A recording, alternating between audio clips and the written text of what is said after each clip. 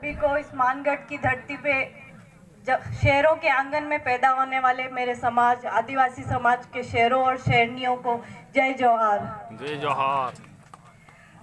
सारी बातें तो सबने कर दी, मेरे पास तो कुछ बचा ही नहीं करने के लिए। पर एक बात, इस धाम को हम बहुत पूजनीय बता रहे हैं और मान रहे हैं, पूज रहे हैं। अभी आने से पहले हर इंसान वहाँ धूनी पे अपना सिर झुका के आया। फिर कैसे आप लोग तानसेन और विमल खा के उस छिलके को इस पवित्र धाम पे फेंक दे रहे हो? चले जाओगे आप तो यहाँ से, उसको कौन उठाएगा? थूक रहे हो, थूक को तो ये धरती माँ संभालेगी, उस थूक के साथ जो गंदापन आया उसको कौन समाएगा? जिस पर धरती का हम जोहार कर रहे हैं उसको तुम स्वच्छ नहीं रखोगे तो कौन रखेगा? राजनीतिक सुधार तो ये करने वाले बहुत बड़े बड़े लोग हैं, ये कर देंगे, इनके साथ साथ हम चल देंगे, लेकिन ये धरती जो हम ही गंदा कर रहे हैं ये कौन रोकेगा? क्या है किसी के पास जवाब? तो पहली बात तो ये, जहां जहां फेंका याद करो, उठाओ, जेब में भरो और ले जाओ।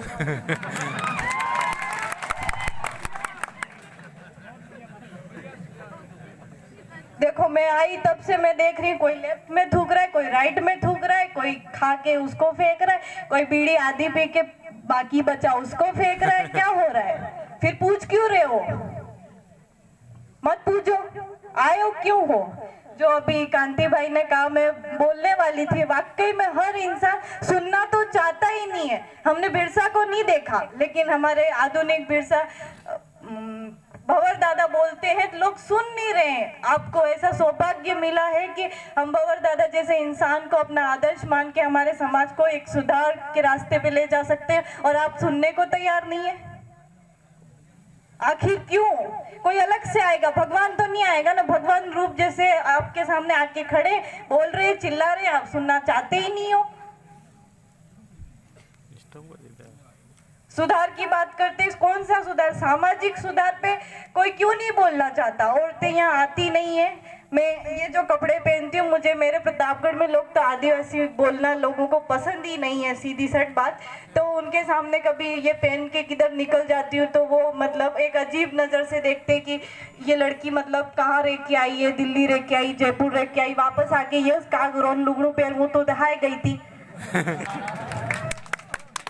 भाई यार बटे जाई नहीं, हिम्मत नहीं कही तो क्या मैं आदिवासी संस्कृति वीरी जा याद रखो, कटे भी जाओ, याद है मत मार। हमें अत्रा मन का सवाल करे कि तू अत्रे सेटी गई तो हूँ ही कि नारी फांसी आवी ते ओढ़नी सोडी रही है। अब उनको क्या बताएं कि हमारे माँ बाप ने नहीं सिखाया आदिवासी संस्कृति को भूल जाओ, इसलिए याद रखते हैं और आगे भी याद रखेंगे। और कई बातें हमारे खुद में एक कहानी है कि जब मैं 7वीं क्लास में थी तो प्रतापगढ़ के टॉप प्राइवेट स्कूल में मुँह गई।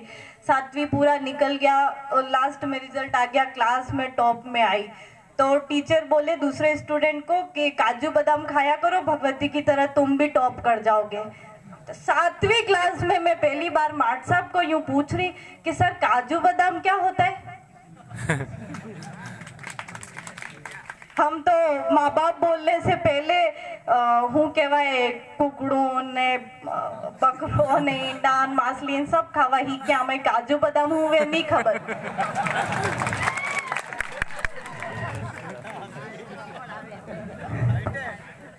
यहाँ से जब जाओगे तो वाकई में हमें ये पता तो होना चाहिए कम से कम कि हम क्या सीख के आए।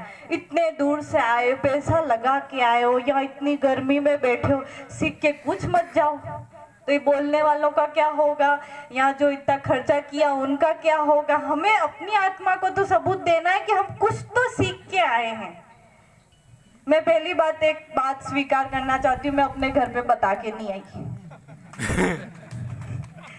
और बताया भी तो तब जब गाड़ियां निकल गई। फिर एक मैसेज कर दिया, पापा मैं मानगढ़ जा रही हूँ। वाह, अब घर जाके देखा जाएगा, जो होगा वो सुना जाएगा।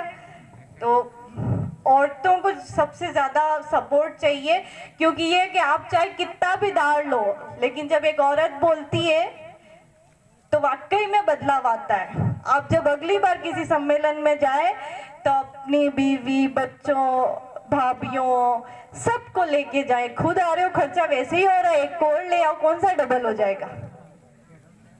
ठीक है, नोतरा पात्रा ये सब थाए। एक समाजनी मेन कुरीति मु बताऊं कि आजकल हूँ के भाई हमारे सोरिये नातरे नहीं जाए क्या, मतलब भाग जाती है ना लड़कियां, तो सब लड़कियों को बहुत कसूरवार ठहराते हैं, लड़की ऐसी थी वैसी थी, इसके माँ बाप ने इसको नहीं सिखाया, ये किया वो किया। लेकिन क्या हम ये सोच रहे हैं कि जब लड़की 10वीं 11वीं में आई, पहली बार उसको पीरियड्स आए, वो क्या चाहती थी, क्या सोचती थी, क्या पहनना चाहती थी, क्या उसके ख्याल थे, हमने देखा, हमने सोचा और चली गई? तो हम तो तैयार बैठे हैं बस पैसा ही लाने के लिए।